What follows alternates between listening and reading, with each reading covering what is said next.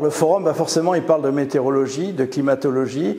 Donc je pense que tout ce qui peut contribuer aujourd'hui, quelle que soit la forme, à informer, partager, permettre à tous ceux qui ont envie de participer, de s'impliquer, de participer ou en tout cas de réfléchir un peu à cette problématique, parce que vraiment, celui qui aujourd'hui peut dire de manière formelle et sûre, voilà ce qu'il faut faire pour que dans 10, 20 ou 30 ans, on atténue un peu cet impact que l'on a aujourd'hui, il faut s'en méfier. Je crois que c'est vraiment collectivement, par une réflexion progressive et qui tout au long de ces prochaines années avancera, que l'on trouvera, je l'espère, moi je suis plutôt optimiste, la bonne voie pour relever ce défi du réchauffement climatique et de ses conséquences.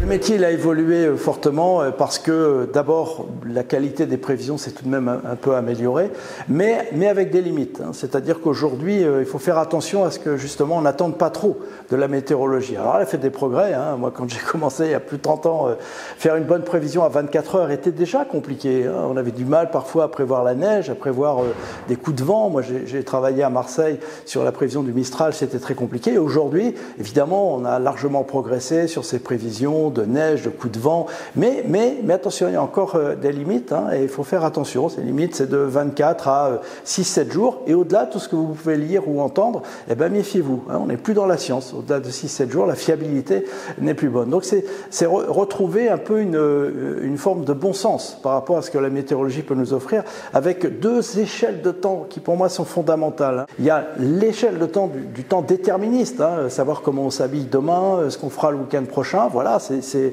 une petite semaine. Et puis ensuite, la prévision à très long terme, celle du GIEC, qui nous dit qu'il y a un réchauffement climatique. Et attention les hommes, si vous n'agissez pas, ça pourrait dégénérer et ça va immanquablement, ça a déjà commencé dans certaines parties du monde, à apporter des transformations qui ne seront pas toujours très bénéfiques, voire souvent le contraire. Donc évidemment que le métier à travers ça, il a fortement évolué et qu'on doit s'adapter pour justement essayer d'être le plus juste possible dans la communication par rapport à ces défis.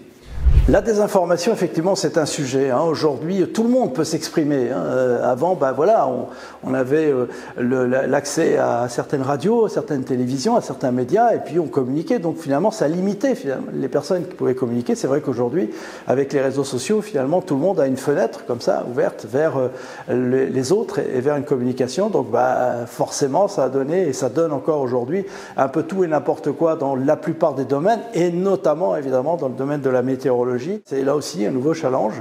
Alors on le relève, suivant peut-être les générations. C'est vrai que moi, sur les réseaux sociaux, je suis pas forcément le plus à l'aise. C'est pas forcément là où je peux m'exprimer le plus facilement. Mais je comprends que d'autres collègues, finalement, ils viennent et rentrent dans le combat de persuader, d'argumenter, de montrer que telle ou telle affirmation, elle n'est pas forcément très juste. Elle est même peut-être fausse quand ça va vraiment très très loin. Et donc je crois qu'il faut que collectivement, tous ceux qui aujourd'hui ont envie de participer à un débat, parce que le débat reste ouvert, c'est compliqué aujourd'hui de trouver la bonne solution, d'avoir encore déjà des certitudes sur tel ou tel comportement, mais en tout cas d'avoir cette envie de progresser, de garder ce sens critique, d'évoluer, parce que notre connaissance évolue, parce que les solutions évoluent, et donc il faut être en permanence comme ça à l'écoute un peu de ce qui se passe autour, et donc contribuons à véhiculer une image avec un certain nombre de valeurs pour contrer effectivement tous ces débordements qui parfois partent un peu dans tous les sens, et très sincèrement je pense ne contribue pas à nous faire avancer du bon côté, si je puis dire.